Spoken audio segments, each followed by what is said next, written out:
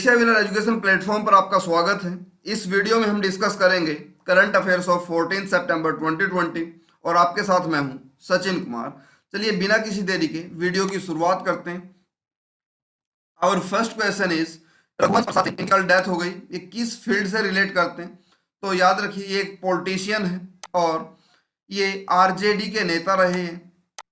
अभी तक थे, लास्ट टाइम इन्होंने आरजेडी को छोड़ा है और मनमोहन सिंह की सरकार में ये ग्रामीण विकास मंत्री, रूरल डेवलपमेंट मिनिस्टर भी रह चुके हैं। नेक्स्ट, हिंदी दिवस कब मनाया गया? तो हिंदी दिवस के ऊपर हमारी डेडिकेटेड वीडियो है, इसको देखना बिल्कुल मत भूलिए, काफी डिटेल में समझाया मैंने इसमें।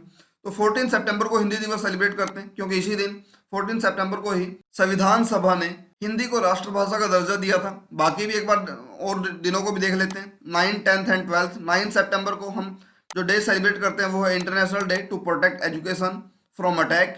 10th सितंबर को हम सेलिब्रेट करते हैं world suicide prevention day and 12 सितंबर को हम south south cooperation day celebrate करते हैं और वर्ल्ड फर्स्ट एड डे भी सेम डे सेलिब्रेट किया जाता है, यानी 12 सितंबर को। नेक्स्ट, एरो इंडिया 21 का 13th एडिशन कहां पर आयोजित होगा? ये होगा येलाहंका एयरफोर्स स्टेशन के अंदर। और येलाहंका एयरफोर्स स्टेशन कहाँ है? ये है बेंगलुरु के अंदर।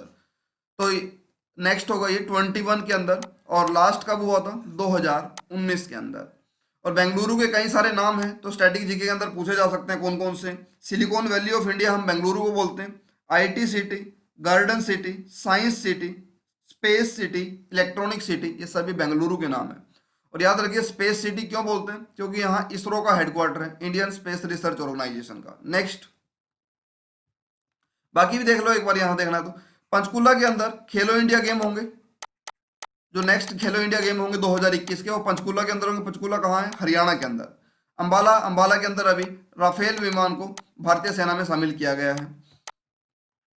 मूडीज ने वित्त वर्ष 2021 में भारत की जीडीपी दर का क्या अनुमान लगाया है? तो जो मूडीज है इसका अनुमान है कि अगले एक साल के अंदर भारत की जो जीडीपी है वो -11.5 से कॉन्ट्रैक्ट हो जाएगी, सिकुड़ जाएगी, यानी ग्रोथ नहीं होगी, कॉन्ट्रैक्ट हो जाएगी। ये कोरोना के इफेक्ट दिखने शुरू हुए। मान के चलिए हमारे देश की बाउंड्री, हम इकोनॉमिक्स पढ़ रहे हैं तो कैसे भी बाउंड्री बना सकते हैं, हमें समझना है कॉन्सेप्ट को कि जीडीपी क्या होता है, वो समझा रहा हूँ।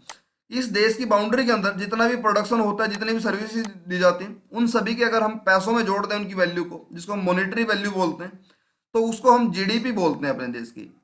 ये मैटर नहीं करता कि इस देश की बाउंड्री के अंदर सिर्फ हमारे देश के नागरिक ही ये काम करेंगे सारा, ये बाहर के नागरिक भी यहाँ आकर के कुछ प्रोडक्शन या सर्विसेज देते हैं तो उनकी वैल्यू को भी जोड़ा जाएगा। तो जीडीपी बोलते हैं सकल घरेलू उत्पाद या ग्रोस डोमेस्टिक प्रोडक्ट। तो ये सिकुड़ जाएगी -11.5 से, यानी इतना कम प्रोडक्शन होगा इतने परसेंट से। -8 से 8.2 ये किसका अनुमान है? केयर रेटिंग एजेंसी का। एंड -10.5 ये फिच का अनुमान है। तो तीनों एजेंसी का अनुमान हमको पता होना चाहिए। Moody's -11.5, care -8 to 8.2 and Fitch -10.5%। Next, राज्य स्टार्टअप रैंकिंग 2019 में कौन सा राज्य टॉप पर है? तो इसमें कई कैटेगरी में बांटा गया है, लेकिन हमने स्टार्टिंग के 2 पढ़ने हैं। तो ये best performing state and top performing state, ये 2 कैटेगरी है।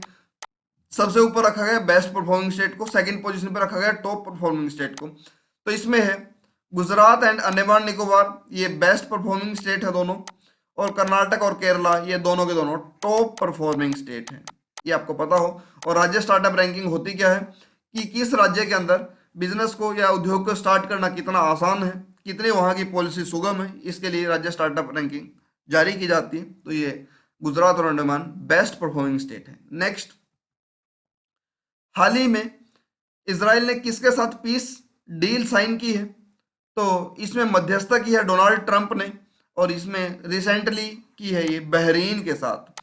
वैसे यूएई के साथ भी की है, लेकिन यूएई के साथ तो पहले कर लिया गया था, इस बार बहरीन के साथ किया। और दोनों देशों के साथ जो पीस डील साइन हुई है, इन दोनों में डोनाल्ड ट्रंप ने मध्यस्थता निभाई है या मध्यस्थता की है। और बहरीन की जो कैपिटल है वो है मनामा, और जो करेंसी है वो है बहरीन दिनार। नेक्स्ट, G20 देशों में श्रम और रोजगार मंत्री यानी कि लेबर एंड एम्प्लॉयमेंट मिनिस्टर की बैठक हुई है। आभासी बैठक का मतलब क्या होता है? ऑनलाइन हुई है, ये वर्चुअल मीटिंग हुई है। तो भारत का प्रतिनिधित्व किसने किया है? तो भारत का जो रिप्रेजेंटेटिव किया है, ये भारत की तरफ से रिप्रेजेंट किसने किया है? तो ये है संतोष गंगवार। ये कौन है? ये है हमारे labour and employment minister Santosh Gangwar. और साथ में हमें G20 देश के बारे में पढ़ना है कि इसके अंदर कौन कौन से मेंबर हैं। तो मैं 20 मेंबर कंट्रीज को लिखूंगा नहीं, सिर्फ बता देता हूँ, क्योंकि लिखेंगे तो काफी सारा टाइम लग जाएगा। इसके अंदर जो मेंबर्स है वो है Argentina, Australia, Brazil, Canada, China, France, German, India, Indonesia, Italy, Japan, Korea, Mexico, Russia, Saudi Arabia, South Africa, Turkey, UK, US और यूरोपियन यूनियन। मैं स्पेशली लिख रहा हूँ यूरोपियन यूनियन। यूरोपियन यूनियन कोई देश नहीं है, ये कंट्रीज का समूह है, यूरोपियन कंट्रीज का। और इसके अंदर टोटल 27 कंट्रीज आती हैं, लेकिन G20 देश के अंदर इसको यूरोपियन यूनियन को एक कंट्री कंसीडर किया गया है। नेक्स्ट, इन बाकी के बारे में देखना चाहो तो देख सकते हो। मनसुख मांडविया ये कौन है? ये हमारे शिपिंग मिनिस्टर है, मिनिस्टर ऑफ स्टेट है। इंडिपेंडेंट चार्ज एंड केमिकल और फर्टिलाइजर के लिए मिनिस्टर ऑफ स्टेट भी यही है। कैलाश चौधरी ये कौन है? ये हमारे मिनिस्टर ऑफ स्टेट है एग्रीकल्चर मिनिस्ट्री में, एंड नरेंद्र मोदी हमारे प्राइम मिनिस्टर है। Next, self check kiosk machine किस संस्थान ने विकसित की है? तो या इसको किसने बनाया है? तो इसको बनाया है IIT गुवाहाटी ने। इंपॉर्टेंट, बिल्कुल रिसेंट बनाया है इसको। बाकी को भी देख लो, क्योंकि आप सभी ने देख लिया होगा इस बार की। मैं ऑप्शन इस तरीके से रखता हूँ कि ताकि आपको रिलेटेड न्यूज से पिछले करंट अफेयर भी आपके कवर हो जाए, पिछले 2 या 3 महीने में उससे रिलेटेड क्या क्या करंट बना है। IIT मुंबई, इन्होंने बनाया है एयर स्कैनर। एयर स्कैनर का हवा की क्वालिटी से कोई लेना देना नहीं होता। इस जो इन्होंने एप्लीकेशन बनाई है, पहले एक एप्लीकेशन आती थी कैम स्कैनर, जिसको हम चाइनीज एप्लीकेशन बोलते हैं, वो बंद हो गई या उसको बैन कर दिया गया इस देश के अंदर। तो उसकी जगह पे एयर स्कैनर को बनाया गया है। ये वही काम करेगी जो कैम स्कैनर करता था। उसके बाद है IIT दिल्ली, एक इन्होंने एक उपकरण बनाया है, एक मशीन बनाई है जिसको हम बोलते हैं चक्रो इनोवेशन।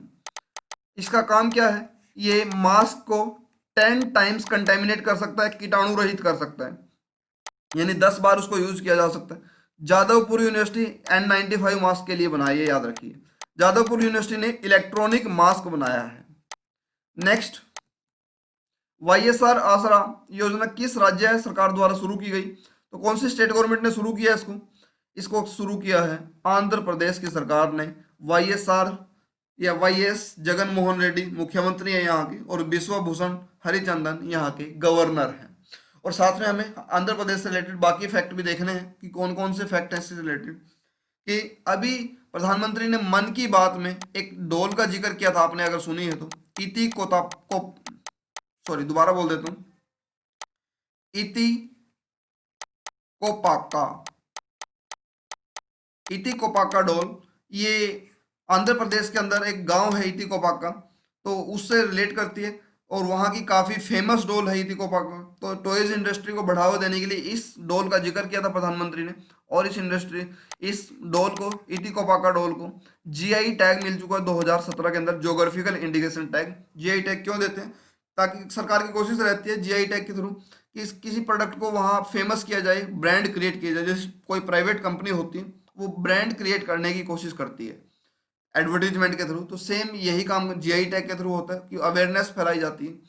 बाकी इससे रिलेटेड और क्या पढ़ सकते हैं कि एक estate business reform action plan की किस स्टेट के अंदर कितनी रिफॉर्म है, पॉलिसी उनकी कितनी रिफॉर्म किया है उन्होंने। तो इसमें टॉप पे है आंध्र प्रदेश, सेकंड पे यूपी और थर्ड पे तेलंगाना है। उसके बाद देश के अंदर फिंगरप्रिंट डिटेक्शन में आंध्र प्रदेश पुलिस टॉप पे है। YSR चयुथा स्कीम आंध्र प्रदेश की है, और YSR आसरा स्कीम को हम पढ़ रहे हैं, ये भी आंध्र प्रदेश की है। नेक्स्ट, 5 स्टार विलेज योजना ये किसने शुरू की?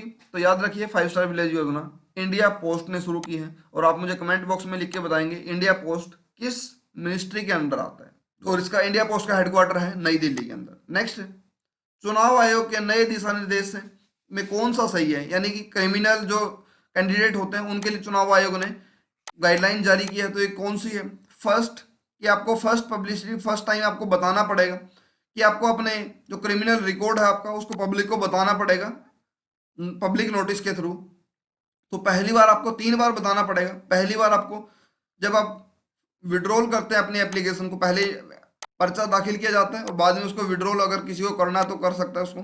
तो विड्रॉल करने का जो टोटल 9 दिन का टाइम होता है, उसमें फर्स्ट 4 डेज में आपको बताना पड़ेगा, फिर सेकंड टाइम आपको बताना पड़ेगा 5th to 8th day, and then 9th, यानी पर्चा दाखिल होने के बाद भी 9th डे से कैंपेन के लास्ट डे तक भी आपको एक बार फिर से बताना पड़ेगा, यानी 3 बार बताना पड़ेगा। इसका आंसर है सभी की सभी सही है, all of the above. Next, दक्षिण भारत या दक्षिण भारत आना थे। दक्षिण भारत की पहली किसान रेल सेवा किन 2 शहरों के बीच में शुरू की गई? तो ये शुरू हुई है अनंतपुर टू आदर्श नगर, और इसको हरी झंडी दिखाई है आंध्र प्रदेश के मुख्यमंत्री YS जगनमोहन रेड्डी ने। ये तो दक्षिण भारत की पहली रेल सेवा है।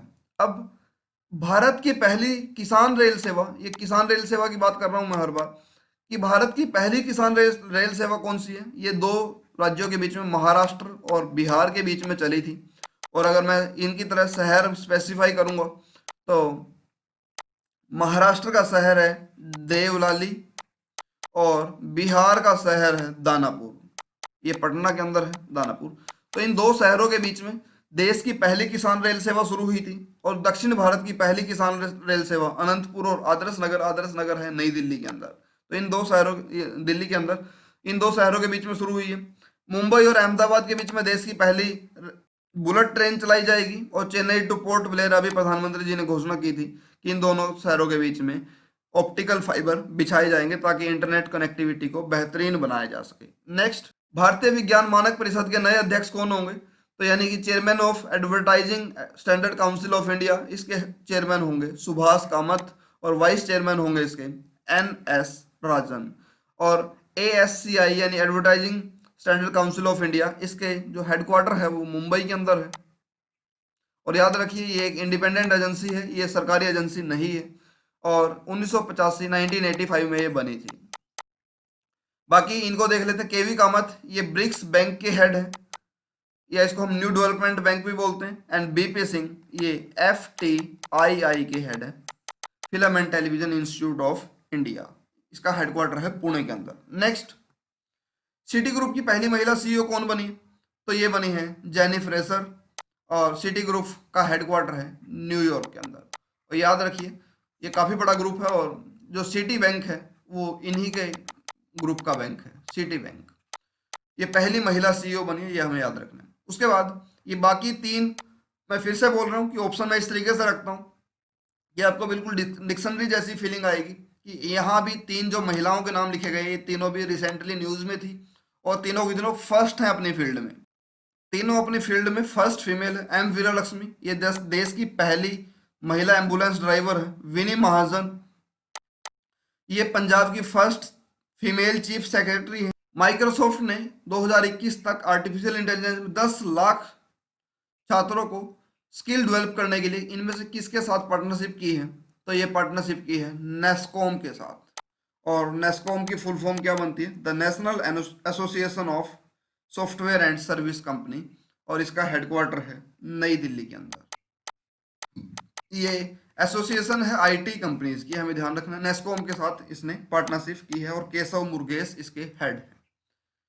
तो आज के लिए इतना ही करते हैं। अगर आपको पसंद आया तो इसको शेयर कर सकते हैं वीडियो को, और लाइक कर सकते हैं, और चैनल को सब्सक्राइब करके बेल आइकन जरूर प्रेस कर लेना। Thank you.